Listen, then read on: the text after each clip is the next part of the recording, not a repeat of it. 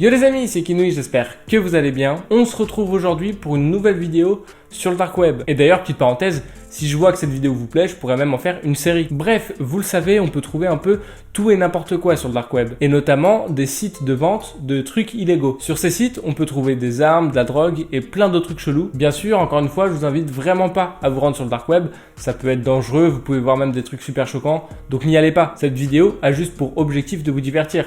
Ok? Aujourd'hui, j'ai arnaqué des arnaqueurs sur le dark web. Vous êtes prêts? C'est parti. Kinouï.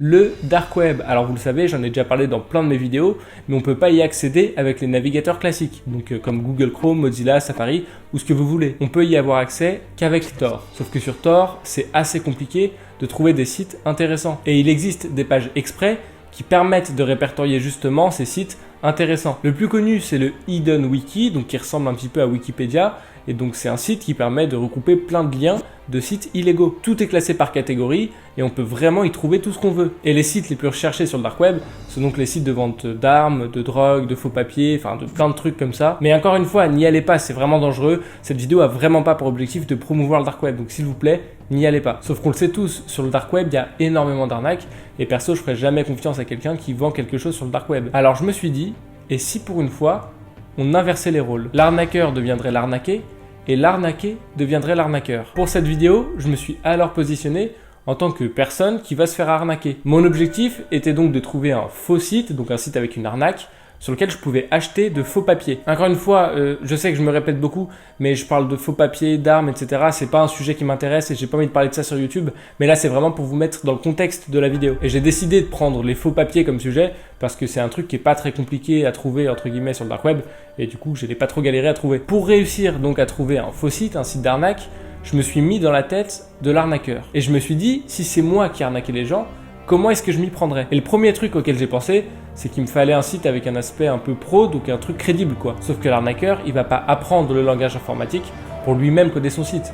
Il va voler un site qui existe déjà. Un site, c'est une succession de lignes de code. Et beaucoup de personnes, quand ils décident de faire un site web, volent les lignes de code de sites existants et font juste quelques modifications pour faire genre que c'est à eux et pour éviter que les gens les crament. Et ça, que ce soit sur le dark web ou sur le web normal. Donc moi, à la place d'un arnaqueur, j'aurais volé toutes les lignes de code d'un site qui existe déjà, un site de faux papier fiable, pour que les gens, quand ils viennent sur mon site, ils se disent « Ah ouais, ça a l'air sérieux, je vais acheter ici ». Du coup, je me suis dit, comme je dois copier un site existant, il faut que j'en trouve un bien. Je suis donc allé sur le Hidden Wiki, donc le site du dark web qui répertorie plein d'autres sites illégaux, et je suis ensuite allé dans la catégorie vente de faux papiers. J'ai testé plusieurs sites et plusieurs URL, et j'en ai mis quelques-uns de côté. Pour faire ma sélection des meilleurs sites, je me suis fait un tableau avec plusieurs critères. Ce qu'il faut savoir sur le dark web, c'est que certaines pages sont très longues à s'ouvrir. J'ai donc favorisé les sites qui prenaient pas beaucoup de temps à s'afficher. Il faut savoir aussi que certains sites ne marchent plus parce que comme c'est des sites illégaux, ils sont fermés au bout d'un moment. J'ai aussi pris en considération le design du site, donc des sites qui avaient l'air simples, propres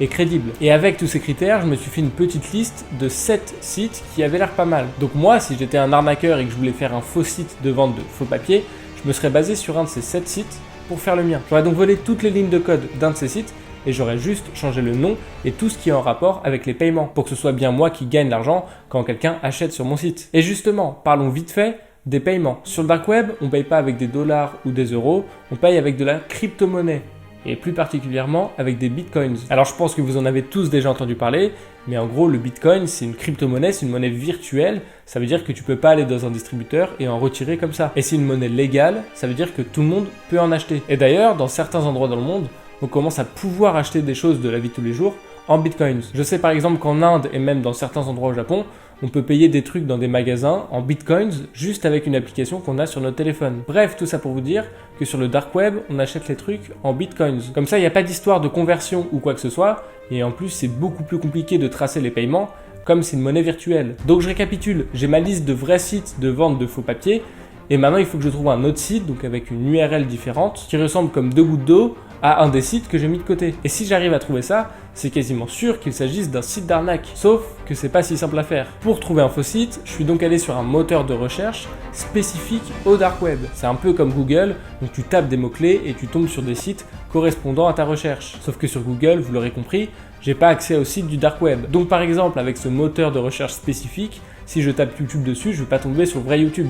Je vais tomber uniquement sur des sites du dark web. Je suis donc allé sur mon moteur de recherche et j'ai tapé Fake ID, qui veut dire fausse pièce d'identité. Et il y a énormément de sites qui sont sortis. J'ai donc commencé à tous les tester un par un, et comme j'avais un peu prévu, il y a la moitié qui marchait pas. Soit parce qu'ils avaient été fermés, parce que c'est illégal, soit parce qu'ils étaient trop vieux. Donc j'ai continué mes recherches. J'ai cliqué sur des liens, j'ai suivi des pages, j'ai été redirigé, etc. jusqu'au moment où je suis tombé sur un site qui ressemblait parfaitement à un des sites que j'avais mis de côté. Alors bon, c'était pas exactement les mêmes couleurs ou le même texte partout, mais la structure du site était exactement la même. C'était un site très simple, il n'y avait pas 40 000 onglets ou des pages différentes. Il y avait une page d'accueil, qui était aussi la seule page du site, sur laquelle on pouvait choisir le type de document d'identité qu'on voulait, avec le pays, etc.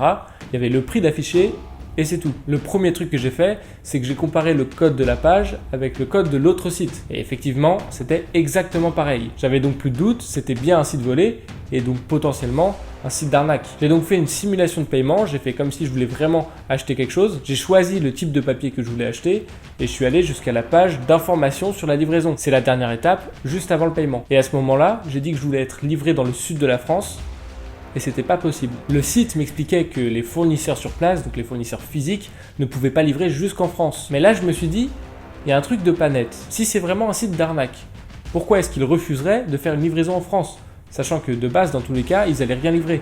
Vous voyez ce que je veux dire? Alors je me suis dit qu'ils seraient peut-être capables de faire ça pour rendre le truc un peu plus crédible. Mais personnellement, j'y crois pas trop. Déjà qu'ils doivent pas avoir énormément de ventes tous les jours, alors si en plus ils font genre qu'ils livrent pas partout, c'est pas logique. J'en ai donc conclu que c'était sûrement un vrai site de vente de faux papiers. Mais du coup, attends. Si ça se trouve, le vrai site que j'ai mis de côté au début, c'est lui le faux site. Je suis donc directement retourné sur le vrai site, qui est peut-être un faux site du coup.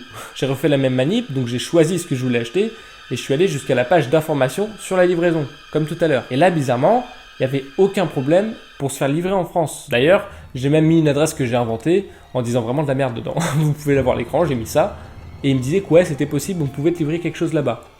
Ouais, ça sentait un peu l'arnaque. Pour être sûr, j'ai même tapé le nom du site dans mon moteur de recherche sur le dark web. Et je suis tombé sur plusieurs forums sur lesquels les gens disaient qu'effectivement, c'était de l'arnaque. J'ai lu que quelqu'un disait qu'il n'avait jamais reçu sa commande, un autre pareil, et sur d'autres forums, tout le monde disait que c'était la même chose. Mais bien sûr, qu'ils avaient payé. En gros, à chaque fois, les gens se plaignaient en disant que c'était de l'arnaque. Mais bizarrement, dans chaque forum, t'avais un mec qui défendait le site. Il répondait aux messages des gens qui se plaignaient en disant « Ah bah moi ça a bien marché, j'ai tout reçu comme prévu, etc. » Et le fait de voir ça, ça m'a interpellé. J'ai donc comparé tous les messages de chaque mec, et à chaque fois, bizarrement, c'était écrit un peu de la même façon.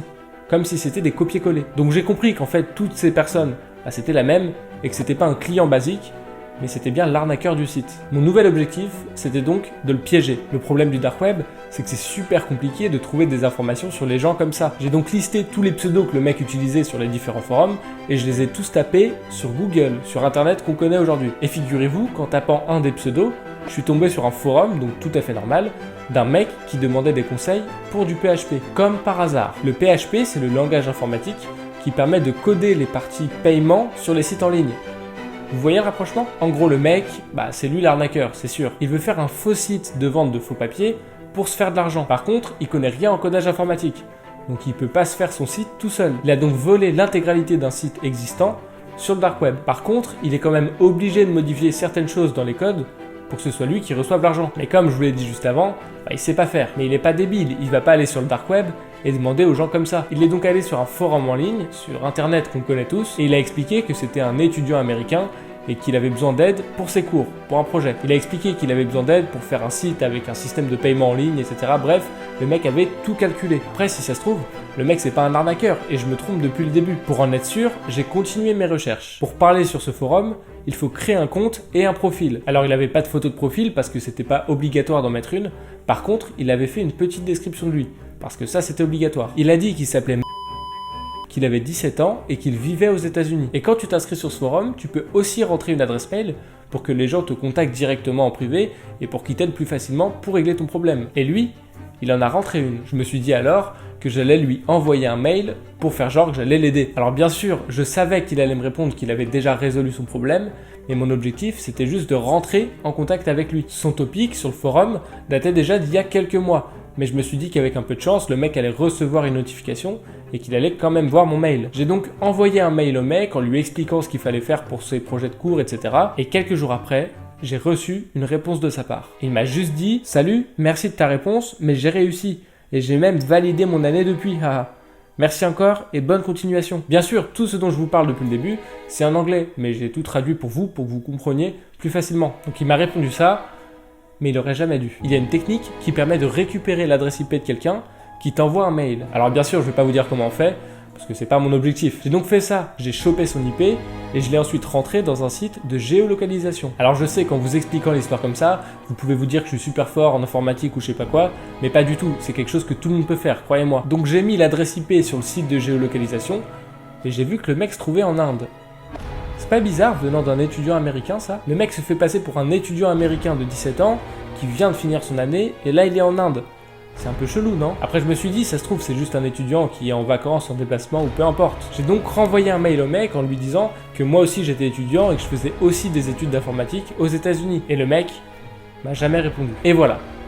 Aujourd'hui, j'en suis là. En tout cas, ce qui est sûr, c'est que le mec qu'on a trouvé sur les forums du dark web, c'est le même mec qu'on a trouvé sur le forum avec Google. Et aussi, c'est que le site de vente de faux papiers sur le dark web, c'est un site d'arnaque. Et donc si on mélange les deux informations, on est quasiment sûr maintenant à 100% que le mec, c'est l'arnaqueur du site. Et voilà les amis, c'est la fin de cette vidéo. J'espère qu'elle vous aura plu. N'hésitez pas à partager cette vidéo avec vos amis, vos proches ou qui vous voulez. Ça me fait super plaisir et ça m'aide beaucoup. N'oubliez pas non plus le like et le commentaire, pareil, qui me font super plaisir. Et si je vois que ça vous plaît, on se retrouve très vite pour la suite de cette aventure. C'était Kinoui, ciao tout le monde.